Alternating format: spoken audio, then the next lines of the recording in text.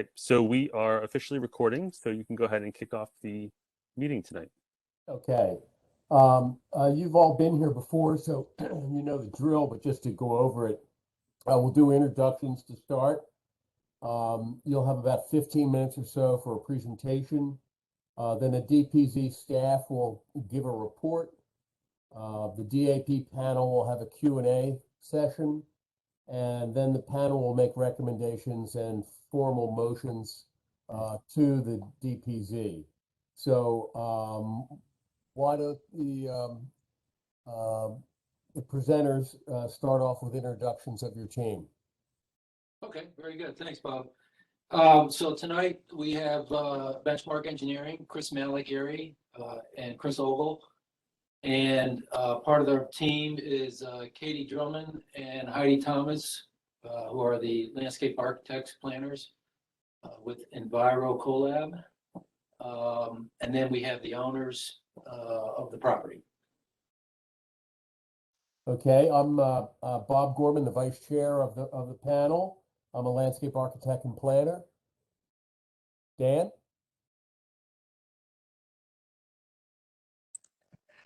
Dan Levitt, civil engineering. Ethan? I'm Ethan Marching. I'm an architect. And Larry? Hello, I'm Larry Quarrick. I'm a landscape architect. Okay, the floor is yours. Go ahead and make your presentation, and we'll listen intently. Okay, great. Thanks, Bob. Okay, so everybody's familiar with the project, so I'm not going to take everybody's time to explain the existing conditions and where the site is and everything. I think I'll jump right into what changes we made to the plan and why we made the changes. So I'm going to speak to this plan here, and then I'll turn it over to our landscape architect and planners to discuss further about the landscaping and design. So we were asked by the panel the last time we met in July to revisit the design layout based on the DAP's suggestions and recommendations. So we did that. I feel like we've kind of reimagined the site a little bit from the first version, kind of made it a little bit more organic, which was one of the key words that the DAP was using last time. And as I mentioned, the owners hired a landscape architect planner to assist with enhancing and soften the site. So the first, we'll start with South Charter Road. There were numerous comments about the lots that fronted on the road. There were concerns about the number of driveway entrances out onto the road, headlights, fact that the units were close to the road. So we pushed all the units back about another 50 feet. We put a private driveway in, sort of like a service road running parallel, and then of course have all the driveways coming off of that. So this would be a private drive. It would be built to county standards, as all the private roads in here would be. We've introduced a berm between the private drive and South Charter Road, which will be heavily landscaped. So that was basically to try to improve the view shed from South Charter Road for the neighbors across the street and for people driving up and down the road. We moved the stormwater management. Initially, we were proposing stormwater management up in this area with dry wells and maybe a microbiome here or there. But we moved the stormwater management to the rear, down in this area, in the lower portion of the site where it really needs to be and wants to be, versus up on top of the hill up here near Charters Road. That would give us the ability to drain everything to the back and down into the stream valley, which is where it needs to be. The second item that we were asked to look at was the path network. So it was suggested by DAP that we provide a better path system north and south through the property and looping the property. So you can see that we've done that. We've also made a connection out to South Trotter Road, which was a suggestion as well. And of course, we're still proposing sidewalk all the way down along South Trotter Road to the school property. Over here on the other side of the stream, it was suggested by DAP that we instead of using the linear road that we had in there, do something a little bit more organic, something that follows the contours a little bit more. The suggestion was to put a cul-de-sac bulb in. As an engineer, we put the cul-de-sac bulb in there, and then our planners came back and softened it up and provided this elongated type cul-de-sac to try to soften it up a little bit. I think it really enhances this area very nicely. You'll see in the next few slides.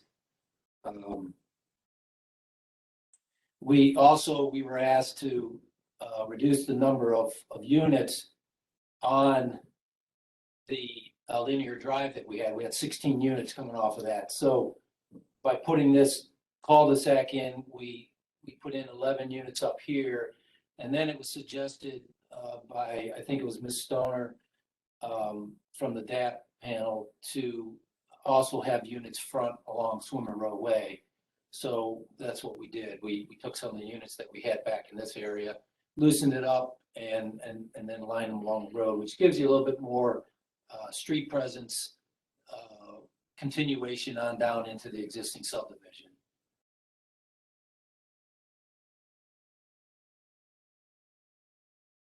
And then I think there was comments about the internal green space enhancement. So I'll let the landscape architect talk about that. I think overall, I feel like the owners and us have complied with the recommendations from DAP. The only thing that we have not complied with, we feel, is that there was discussion last time about density.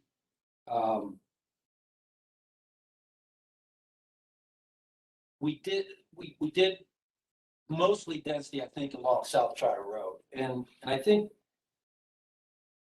that the project is way under density right now. We're about 35% less density than the zoning regulations allow for this property. We're 25 units. Full density would be probably somewhere around 36 units, give or take one.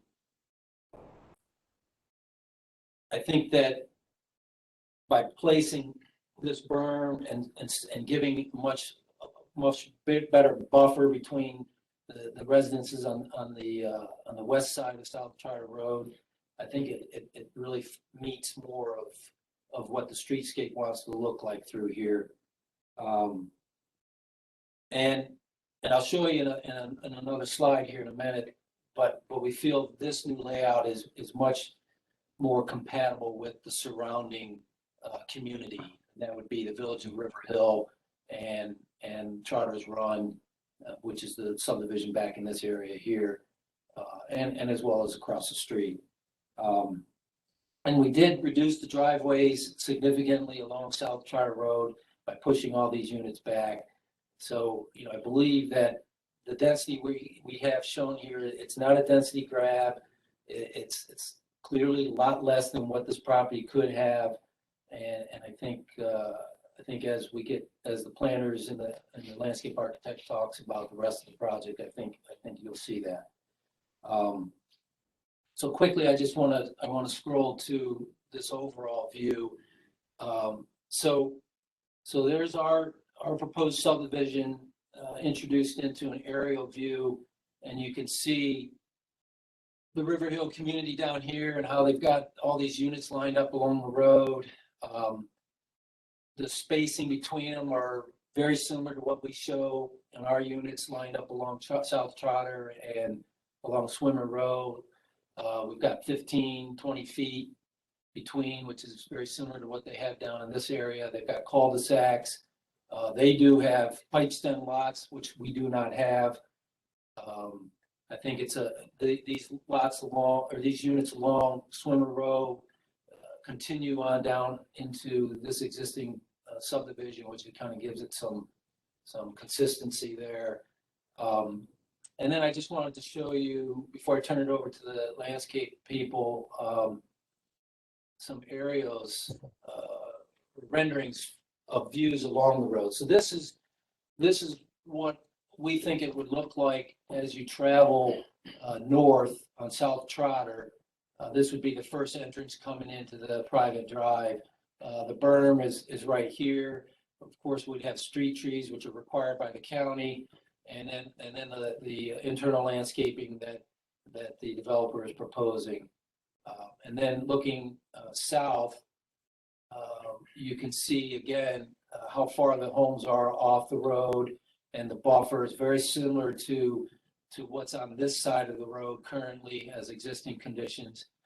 Houses are very similarly set back from the road. Of course, the green open space on both sides of the road. So just wanted to show you that. And then this is just a couple of views on the cul-de-sac street as you're approaching the cul-de-sac, which is back in this area here.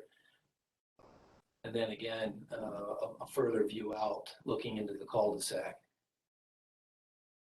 The only thing wrong with this rendering is that we're not showing curb and gutter. It really hasn't been determined at this point, but I'm sure the owner or developers will do what needs to be necessary to convey the water and provide the proper stormwater management for the runoff from the road. So whether it's open section or curb and gutter, it hasn't been determined yet, but we'll do what the county asks us to do, and it'll probably be curb and gutter. So right now, I think I'm going to turn it over to Katie and Heidi. Well, you go ahead and tell me what slides you want to look at there, Katie, and I'll flip for you. Yeah, thank you, Chris. We'll start with this slide here. So we'll give you guys a brief overview of kind of our design thinking for the site and how we approach the landscape. We'll then take a look at the proposed landscape site plan, and then we'll follow up with our proposed snapshot of the plant palette that we're thinking for this site. So here with these precedent images, you can really see our overarching goal for the landscape of this site is to create a neighborhood identity that relates to the surrounding community, but also softens the site hardscape and also provides added ecological benefits to the site in the form of stream restoration, increased biodiversity, added pollinator plants, and creating additional wildlife habitat. And so as Chris mentioned earlier, we have an amenity throughout the site in the form of this loop trail that is contiguous throughout the site and connects to the roadway in several different locations. And in order to accentuate this amenity, we're also proposing several benches and seating opportunities along this trail network that's available for you, both the immediate neighbors, but then also the community. And this will really provide an additional amenity of opportunities of respite throughout the site. And so as you can see in the plan on the next slide, we're proposing to highlight these amenity zones in addition to the trail entrances, the driveway entrances, and really the homes themselves with colorful accent plants that will also provide year-round interest for community members, passerbys, and also the homeowners themselves. And these foundation plantings, especially around the homes, you can see we're proposing kind of this swath of planting that will connect the homes both in front of and between the homes. And that will really serve to help ground the homes and help them feel as if they're a part of the site and not just set directly on top and floating within the landscape. You can also see from this plan that we are far exceeding the minimum planting requirements, both for the perimeter plants from a screening perspective, but then also on the interior of the site. And so we've proposed a considerable number of trees throughout the interior of the property that will help to create a wooded atmosphere both along the trail and the stream bed. And then will also serve to meet our afforestation requirements, in addition to providing some buffer between the homes themselves and the trail and some of the other uses on the site, and to create some buffer between those potential users and other homeowners. So then on the next slide, you'll see a snapshot of what that plant palette is that we're proposing. We're really focusing on native species in order to accentuate those environmental benefits that I mentioned just a few seconds ago. And so in addition to the environmental benefits, we'll also have a variety of height and texture, year-round interest, and then it'll help to provide that additional visual appeal throughout the site. And so some of those plants were reflected in the perspectives that Chris just showed as well. But I think the plant palette and the way that these plants would be combined and used throughout the site would be kind of larger swaths, a more naturalistic planting environment. And so if we want to just end on the plan, we can go back up to that plan and just rest there. So are you done, Katie? Yes. Okay, I have one more thing I need to interject. Mhm. I had forgotten to mention about the community building. That was another DAP recommendation, was to try to eliminate the community building. So we tried. We talked to planning and zoning, and they said, no, we can't do that. It's a requirement of the zone. And so we're showing that down in this area here. We try to put it a little bit more centrally located down in the open area. Parking for that would be right up here. Parking required is 6 spaces, but I think we're showing 7. Of course, there will be handicap parking. 1 space is required by the county regulations and the state regulations. And then, of course, accessibility down to the community building. And that's all I have. Okay, Nick, you want to give a staff report? Thank you, Mr. Chair. As Mr. Malagary, mentioned, this is a revision of the previous design that this panel saw on July 21st, 2021. So I know you guys are very familiar with the site, at the intersection of South Charter Road and Swimmers Rowway. And the fact that it's the 25-unit age-restricted housing development centered around the stream revitalization project that runs down the center. So I included the DAP's motions in the staff report from the previous meeting for you guys for your use and review in providing commentary on this project. But the Department of Planning and Zoning would like the panel to please make recommendations on if this current proposed layout and configuration better meets, I guess, the intent of the age-restricted development that the panel, commented on this before. Have your motions and comments from the previous meeting, are they being adequately reflected in this new design? Are the edge treatments and transitions, from the neighborhood, both in and out? Is this a better fit for the community? And then, is the amenity space and, the proposed updates to the trail system, landscaping, and usable areas, is this more in line with what the panel had commented on with the first review of this project? If the panel could, perhaps give us some feedback on those items, we'd be greatly appreciative. Okay, thanks, Nick. Just a clarification in your renderings, your your sketches from the street view, looking back at these units. The units seem much wider in these views than what you're showing on the plan, which is a fairly narrow rectangle. And you've got 2-car garages and entry porches. Is that an accurate reflection of what these units are going to look like? I believe they are. Brandon, can you speak to that?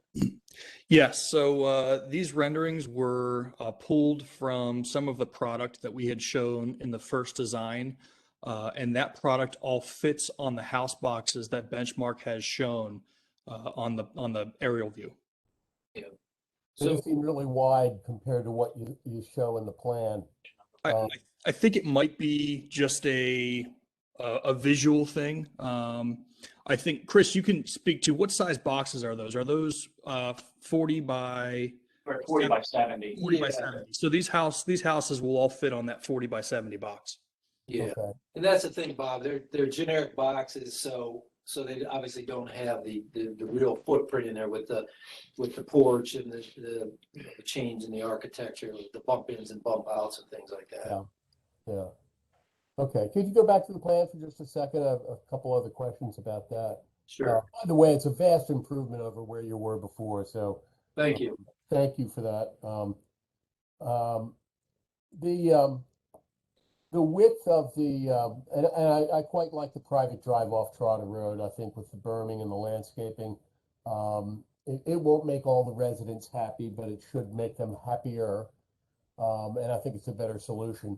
Yeah. One thing that concerns me about it is if there's guest parking along that driveway, and there's likely to be, I'm wondering if it's wide enough to accommodate parallel parking on the berm side. I don't want to take away from that island, but I wonder if it shouldn't be a little bit wider to accommodate guest parking there. Either that, or maybe if they're allowed to park on South Trotter Road, providing some pass-through paths through the berm to get to the units. I mean, this always comes up when we look at these plans about, guest parking. Yeah. Okay. Yeah, I think we certainly can Something to keep think that in about. mind. I don't have a solution. I know what I would do, but I'm not going to tell you what. I would make it a little wider so they could park there. Yeah. The same goes for the cul-de-sac. It's only 16 feet wide for a lot of its length there, and if 2 people have a party at Thanksgiving or something, it could get a little crowded in there. Okay. Yeah, we did look at turning movement in here for a fire truck, trash truck type vehicle. Well, I'm sure planning and zoning will make sure that you can accommodate all those requirements. Yeah, absolutely. Yes. So, Well, also, Bob, I'm sorry, Bob, just remember though, these units have 2 garages. They're 2-car garage, and they have the ability to have 2 vehicles parked in front of those garages as well. okay. So that, I mean, there's a party, there's more than 4 cars. So they're all 2-car garages, and those are all 20-foot wide driveways? Right. Yes. Right. Okay. Well, that helps. Yeah. There's a lot of concern in the community about the fact that the school now uses that pond for its stormwater management.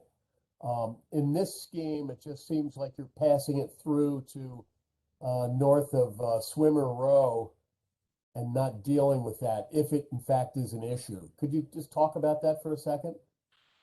Yeah, so the school discharges into the property from the south, and that, I think I'd mentioned before, but again, just to repeat, that the pond is a farm pond. It was not built to be a stormwater management pond. So the water goes in and goes out.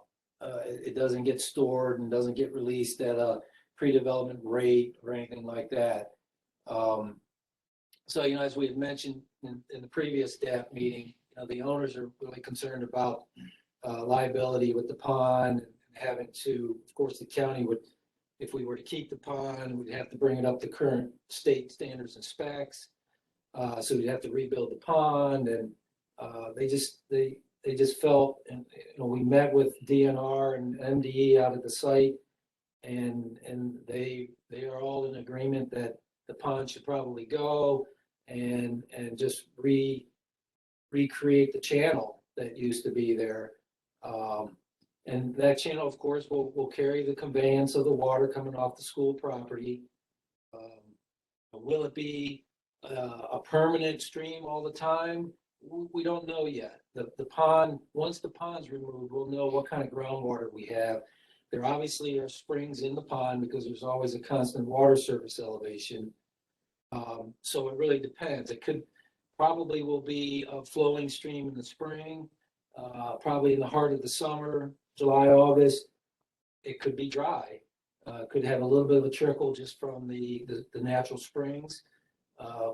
But that's kind of what we have in that stream valley right now. Will this be stream area through here be designed to allow for adjacent flooding? Like they're re-engineering all the streams in Howard County for that, including behind my house, which has a lot of people upset because they're cutting trees down. But it's not just going to be a channel. It'll be allowed to overflow its banks. And it's a good question. The environmental consultant that's doing the stream restoration design, will take into consideration the entire drainage area that drains to the head of this property that's started of the channel, and it'll carry the adequate storm events. They'll have a allowance for any 100-year flooding that may occur.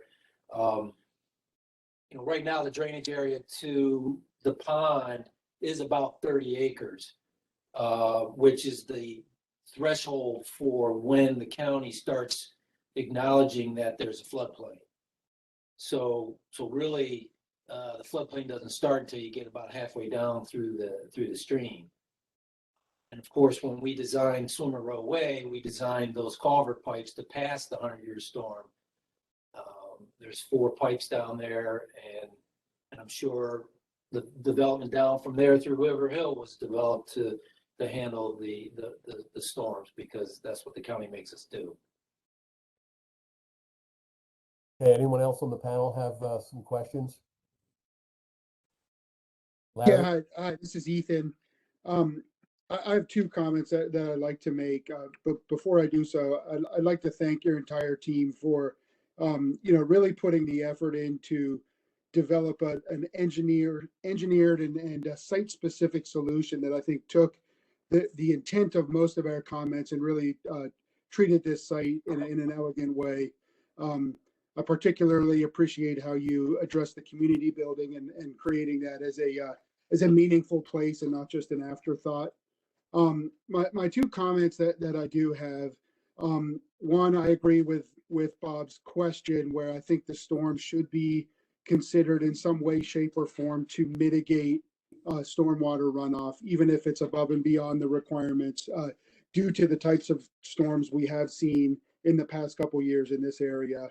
I think that pond, with or without regulation, does address stormwater in some sense. So I think there's an opportunity to just improve the issues that we see in Howard County through the creation of this stream bed.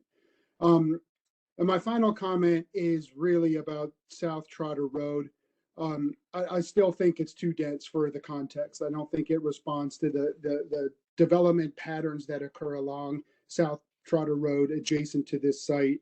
I feel the density on the backside or right-hand side of this screen, I guess that's east, responds well to the settlement patterns around it, as you illustrated in the context map. But I think there's 1 or 2 houses too many on that South Trotter Road frontage. I think you can see that in your plan by analyzing the space between the buildings. The space between the buildings along South Trotter Road is a lot tighter than any of the other ones that you've identified on the east side of the site. And I think loosening up just that South Trotter Road side by a reduction of 1 or 2 units will make it feel more like it belongs in this context. Okay, thank you very much. I did want to speak to your question or your comment about the stormwater management in the stream. The school, when it was built in '79, stormwater management really wasn't prevalent in Maryland. Didn't really come into play until the early '80s. But they did put some storage pipes in their parking lot. So they do have some kind of stormwater management functioning up in their parking lot. So, you know, it's not like they're just dumping water off the parking lot without any delay. So I just wanted to point that out. But we'll certainly take your comment into advisement.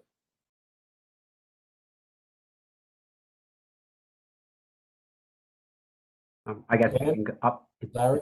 Yeah, okay. So this is Larry Quarrick.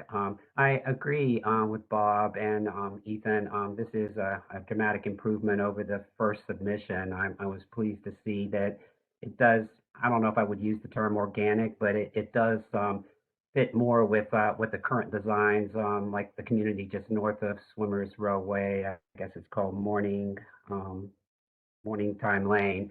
I do see those houses to be similar in size to, you know, what you're putting in on this site.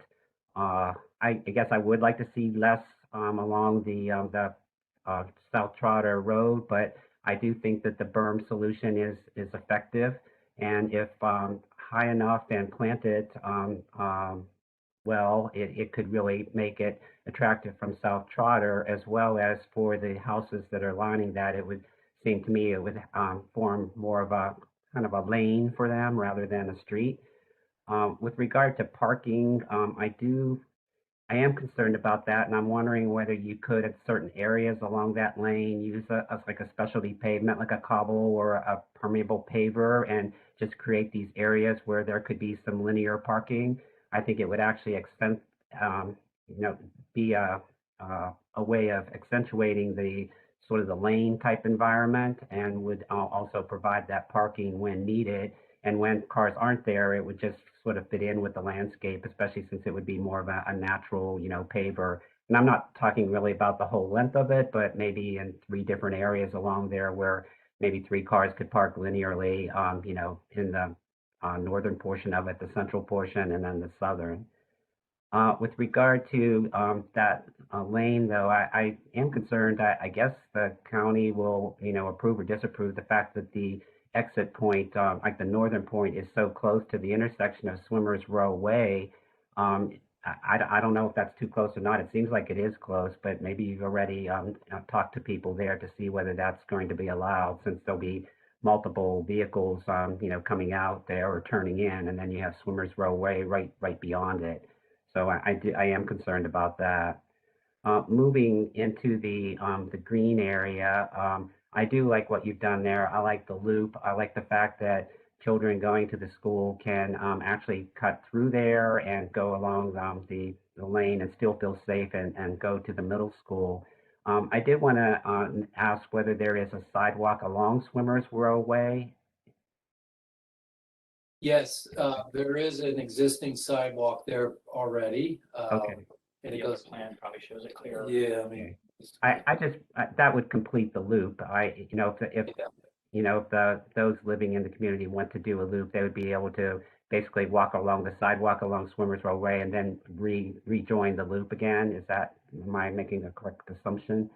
Yes, the existing sidewalk comes down Swimmer Row Way and it terminates right here at the intersection. So Okay. we're picking that up and we're putting a sidewalk all the way down. Okay. Trotters all the way to the school. Okay, so the internal trail system will truly be a loop for those using it. Yeah, so loop around north and south and then over to the west. Yeah. Okay. Moving, well, I want to stay there. I did have concerns about the stormwater management, but that's not my area of expertise. If the pond is not acting as a stormwater pond primarily, and you've already dealt with DNR and MDE, and they're supportive of removing the pond and putting the stream in, then, you know, I'm supportive too.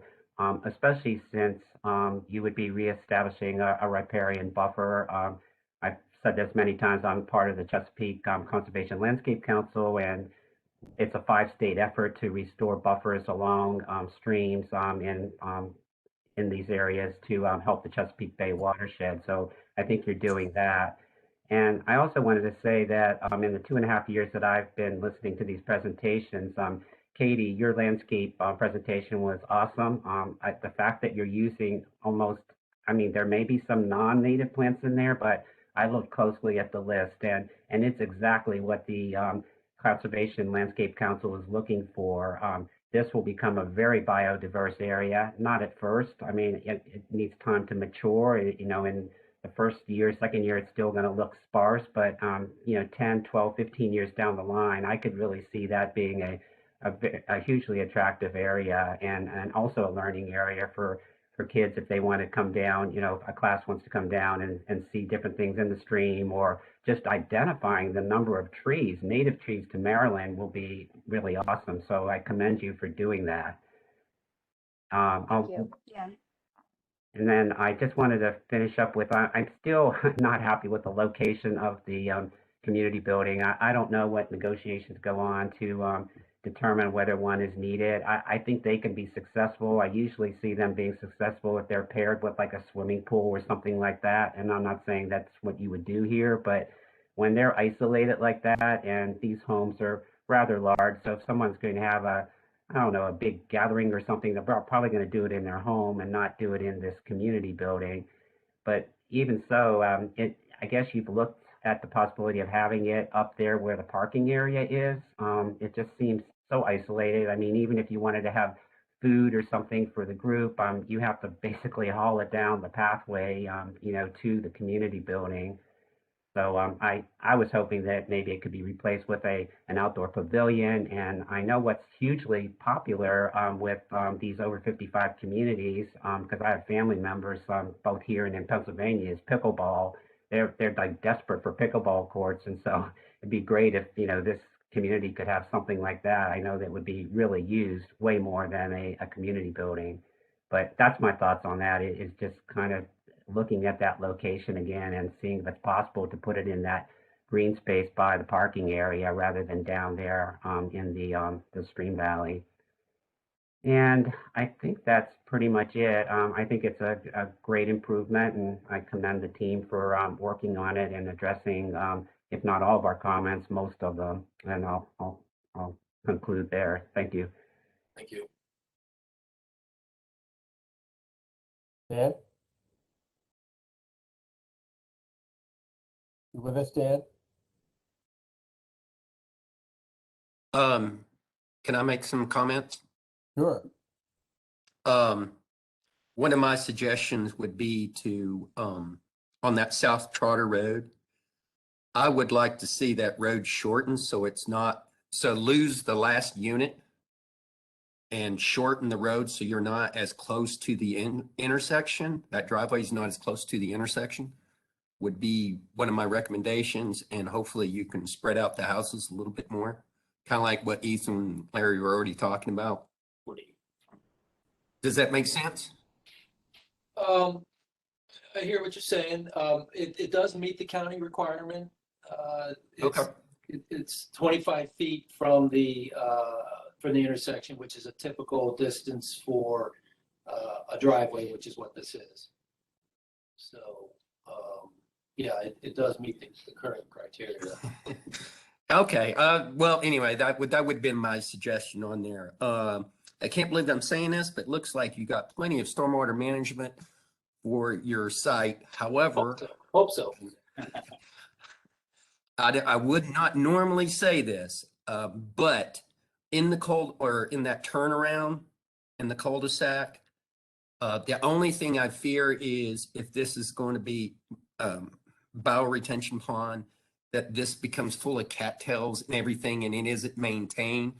I would just like this to be a low point in grass only on there, because that way it can still be used and it can be mowed and everything. So I don't know if you have to have it right there because it looks like you already got the dry wells that you need along with another little pond there in back. I'm thinking you may not need it and just have this as an open space area. Or even put a pavilion maybe on it. I don't know.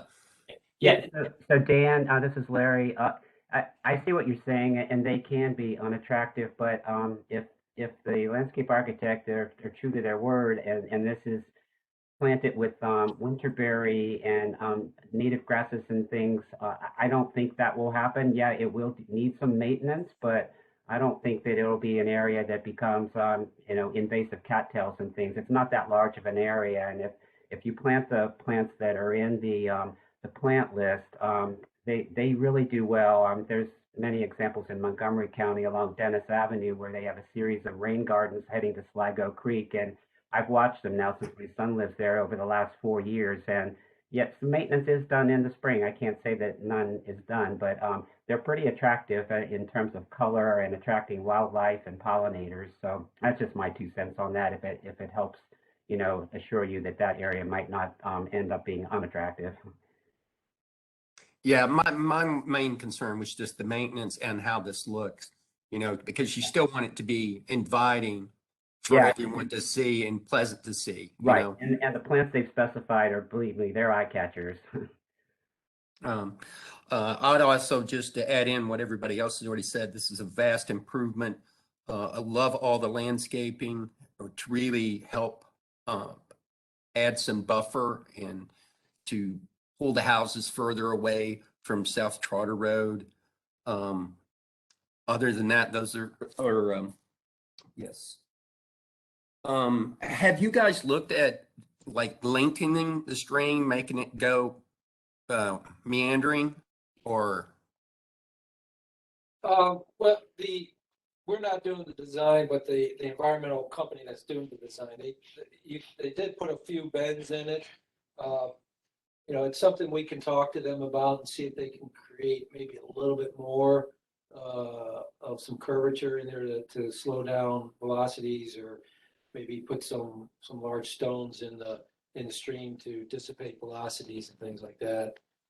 Yeah, I think that would be a great idea. And I saw the report with some of the other people telling that the school uses it for stormwater management, and I'm like, no, they can't use somebody else's property and use it for stormwater management and take credit for it. Right. But I understand their concern. They're thinking that the stormwater management is you're going to pollute the water more. Whatever the school is polluting, they're polluting now. That's not your responsibility.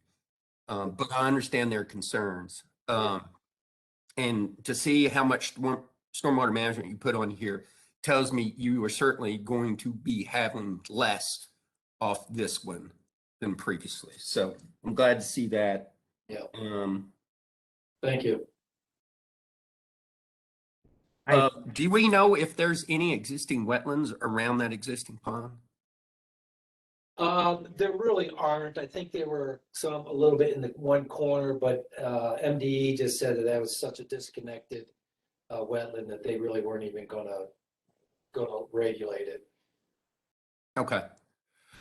And this has been designated as a intermittent stream? That's what the stream restoration, the environmental company is classifying it at this time. Again, like I mentioned earlier, we don't know if there's always going to be a base flow. Part of it might be a base flow because of the springs, but we really won't know for sure. But they really feel like it's going to be an intermittent stream. Okay. Well, that finishes my questions. Okay. Thank you. I just had one more comment, Bob, just quickly, for Katie and those that are dealing with the landscape. And I don't know how much influence you'll have over the design of the stream. I'm really not talking about the meandering so much. I think that is nice, but if it could also be designed so that it has these, I don't know, rocks, natural rocks and things that are put in it that create these little pools. They may only be 6 inches or 8 inches deep at times, but then it creates this little bit of movement in the stream. And I just toured Howard County Department of I can't remember what the department, it's what Radhika is, her name is her first name. They just did one at Cherry Tree Farms in Laurel, Howard County. It's a branch to Rocky Gorge Reservoir. And it was a stream restoration, and they created with rocks brought in these little rivulets and just natural pools along the length of about a 300-foot stream. And it really makes it attractive. And with the native landscaping, I think that both the new community and the existing community will be surprised how a beautiful natural looking stream this could be, especially if it's spring fed. But it will need some help in terms of the design, and rather than it just letting be a straight rivulet through that green area. And that's it. Yeah, Larry, I'm sorry. Go ahead. Larry just made me want to comment because having like a step pool system on here, you That's could the get term some I was water trying to, quality. that's the term I was trying to think of. Thanks, Dan. Yeah, I think that's a wonderful idea for this. And you're saying you're providing some water quality for the stuff upstream, even though you don't have to. So I think it's a great little compromise. Well, we can certainly take that under advisement and have a conversation with the environmental consultant that's doing this design and see what we can come up with. Yeah, especially since it's newly constructed. I mean, the one I was talking about was an existing stream where you're having really difficult times getting the materials down there. But if you're constructing, that would be the time to do it. It would really make it a great amenity. Yeah. So I did want to. Maybe uncovering rocks, as you excavate elsewhere, and then if you have a place to put them, that would be the place to do it. Sure. Okay. I did want to comment about the community building. I think it was Dan said something about the community building. We did propose an open air pavilion. Thought that would fit really nice in there. And I can see Anthony kind of smirking a little bit because we had this conversation with Anthony and Amy at the county, and they both told us that we couldn't do that. We had to do the community building. So okay. At this time, to meet the zoning regulations, it is a community building. Okay. But points well taken. Okay, I guess we're ready to make some recommendations to the DPZ. Unless we'll take the lead on this because I agree with Ethan. I think it's a vast improvement over where you were last summer. But I still agree that the density along Trotter, I think that the whole scheme would benefit if you lost 1 or 2 units, maybe at the 2 ends, and spread them out a little bit, and maybe even move the driveway a little bit farther away from Swimmer. So I'd like to recommend that you consider removing 2 units from that row along Trotter Road. I'll second that. It's Larry. All in favor? Aye. Aye. Unanimous. Anyone else? Could we hold on into that motion to pull the driveway down? I know you mentioned it, but you didn't say it in the motion. So Well, go ahead, Dan. I just proposed shortening up the private road along South Trotter Road to move further away from the Swimmer Roadway intersection. I'll second that. All in favor? Aye. Aye. Unanimous. Anyone else?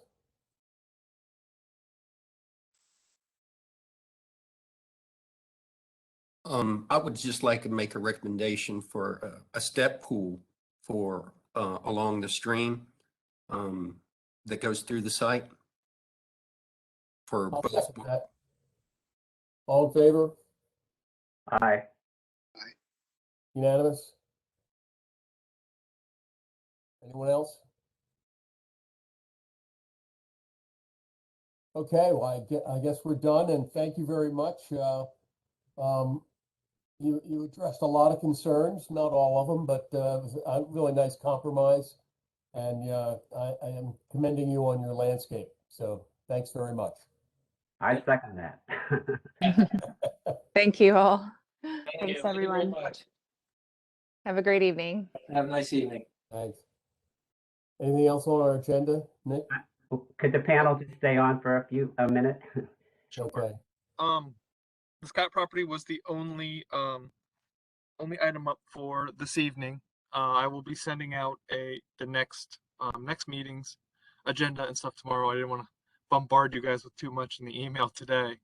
Then our next meeting is scheduled for November 10th, and we have 3 items for you guys. So Oh, wow. we're Wow. going back to full scale review. But yeah, I'll get you guys those materials tomorrow. What's the thinking at your end on on continuing to do Zoom or reconvening at the office? So they are. Oh, I'm sorry, Anthony, go ahead. the planning board is starting their hybrid meetings November 4th. So they are testing some temporary equipment for their meetings to see if they can host hybrid meetings. The DAP won't be brought back in until we have, at least my understanding is until that's been tested and there's permanent equipment installed, because our conference rooms don't have permanent equipment yet. Or the room that you used to use does not have permanent equipment yet that could be used. Well, speaking only for myself, I kind of like this format. It's, it's I think it works for the presenters too, because everyone doesn't have to drive all over the place in bad weather and coming out at night, and we don't have a public participation anyway, other than, written stuff. I'd vote to keep it like this. Yeah, Bob, I think you were muted. Oh, No, I'm no, I kidding. heard No, you. we heard it. I'm just kidding. I just want all of you. I just want to let you know that I'm suffering from COVID now. I started getting symptoms on the weekend, and believe me, it's nothing to especially at my age, because I'm in my 60s. So it's something that you really have to take seriously. I'm not pushing immunization or not. I was immunized completely, but mine started to wane because the last shot was February 3rd. I was one of the early ones to get it. So, and my wife has also got COVID. We're both doing better now, but I am going for an infusion of the monoclonal antibodies tomorrow, just as a precaution, because I'm still running low-grade fever and that. So, again, if you're considering whether you should get a booster, if you meet the requirements, I would definitely recommend it, because and just continue to be careful, because we did not go out a lot. We did meet with some friends and stuff, but we didn't go to any super spreader events or football games or anything like that. So continue to take it seriously. I certainly am, and it's really a wake-up call for me. the booster's easy to get. I got one at the Giant. It took 15 minutes. Yeah, we were Moderna, so we were going to get it this week, and then this past weekend, my wife started the symptoms, and then me. So anyway, that's the situation. So I'm doing better, so I think I'll be able to kick it. But I could see if you have a lot of underlying health concerns, it could definitely send you to the hospital. Hope you feel better, Get you Larry. feeling better. Yeah, Larry, take care of yourself. Yep, I will. That's why I just wanted to comment with Bob. I think it's nice being to do this remotely. Otherwise, I wouldn't have been able to take part. So, Yeah, all right. we certainly appreciate your participation tonight, even if we're feeling a little under the weather. So You're welcome. All right. Well, it was a good meeting. I thought that the plan was, definitely a great improvement, and it just shows that we are doing something good here, because I don't know, we're just advisory, but if they do take our suggestions, I think everyone ends up a winner. Well, I think it was huge that they got a good landscape architect. Yeah, it was. I've worked with Heidi, and she's really excellent. And oh yeah, she's yeah. So, A little bit of side news. Guess who I'm going to be working with? Vivian Stone is going to be a new member of the Army Corps of Engineers. Oh, no wow. kidding. Wow. Yeah, I just got an email this week, and I'm like, I know that name. The same office, or? Yeah, but well, a lot of us are still just Right. working, but I thought that was interesting. She'll be in a different department than me, but I might occasionally run into her though. That'd be fun. That's nice. We'll have to congratulate her on her new gig. you're not allowed to talk about any of our projects. Yeah. All right. Well, if that's it, Well, I'm we gonna, need Bob to Go ahead. close out the meeting, and then I think we're all set. Okay, if there's nothing else, we're adjourned. Great. right, All take right. care, See you guys everybody. in a few weeks. Stay Thank safe. you all. See you next time. Thanks.